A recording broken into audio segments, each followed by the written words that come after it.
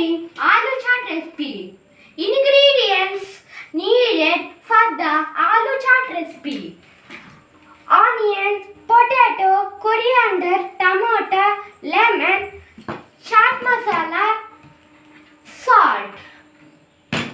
Now peel the onion, cut it into small pieces. Cut the tomatoes into small pieces. Cut the potatoes into half. Combine the potatoes, onions, tomatoes, and mix well.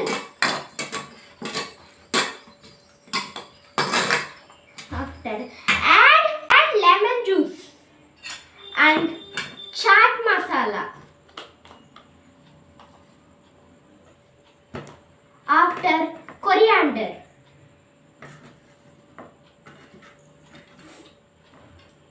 Now again mix the all ingredients. Then add little salt. Mix well.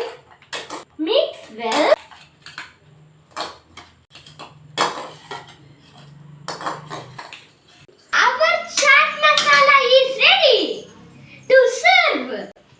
If you eat aloo chaat recipe, we get carbohydrates, proteins, vitamins, minerals.